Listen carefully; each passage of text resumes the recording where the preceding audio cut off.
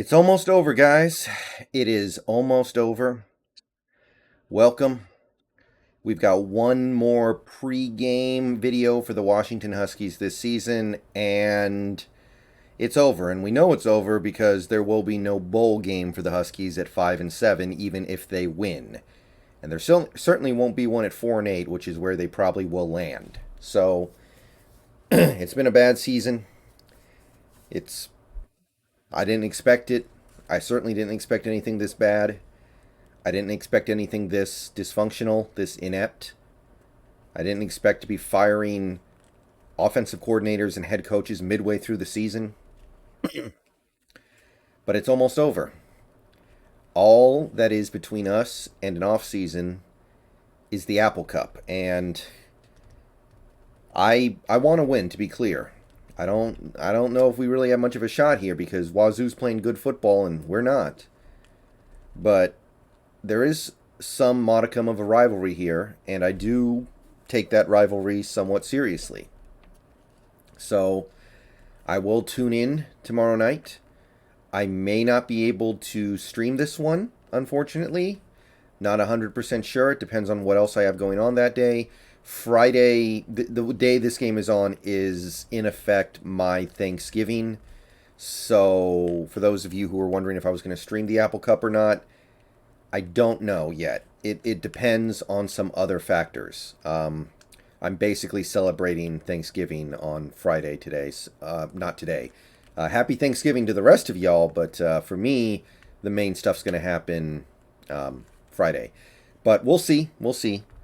But I'm going to sit down and hope we do well because there's nobody left to fire. There's nobody left to push out. You're not going to save anyone's job with a win here. Jimmy Lake gone. John Donovan gone.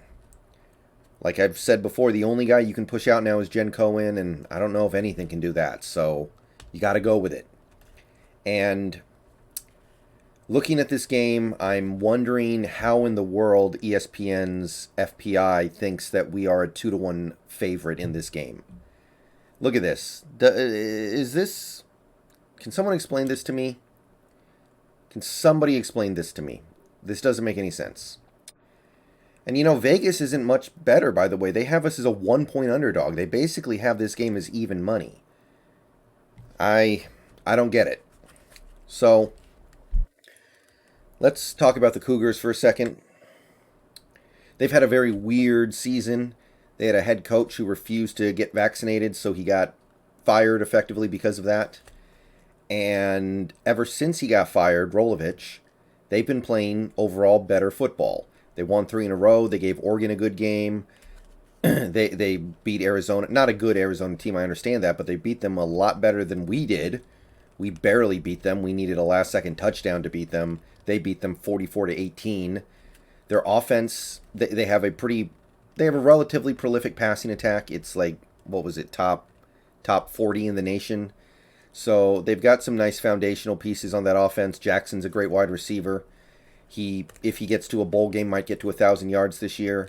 They have a generally good offense in Wazoo, and their defense has been solid overall as well.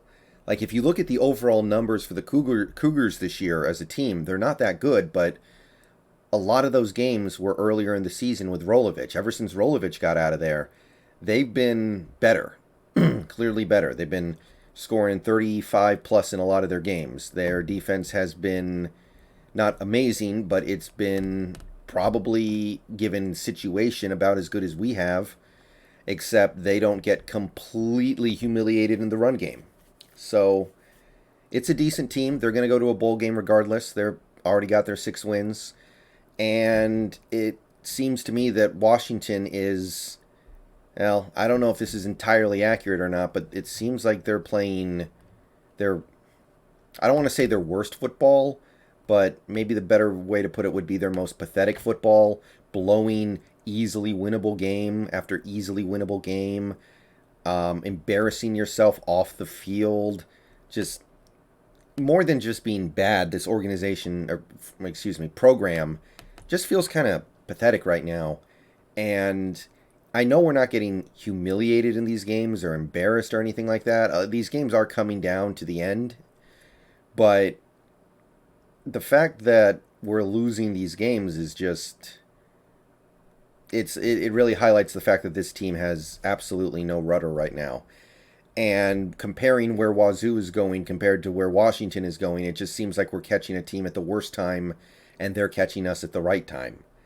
And I have to believe that a lot of people on this Huskies team, on the sideline and on the field, just want this season to be over with, and now they really have nothing to play for. They don't have to worry about playing for Bob Gregory because he's not going to be the head coach after another game. This is his last game. He'll be sent back to his former position as soon as this is over and we bring in somebody real. A lot of these players are not going to be back. Dylan Morris probably knows that he won't be the starter next year one way or the other. Sean McGrew, I feel like he's been here for decades, so I'm sure this is his last game. There are a few guys who are going to be here next year, but they're going to be playing for a different coach. They're going to be playing for different coordinators in all likelihood, so you don't have to play hard for those guys. You don't have to worry about those guys disliking you because you stopped giving effort at the end. So honestly, I could see a blowout. I could see a game where Washington just doesn't really care that much. I don't think the Apple Cup rivalry means as much to these players as it does to some others. Back in the day when you had the great Huskies teams with Don James, and we had that Cougars team with Drew Bledsoe, and they were really good. And then there was the Ryan Leaf Cougars, and then you had some of the Rose Bowl Husky teams when both teams were at the top. Yeah, but that hasn't been the case in a long time.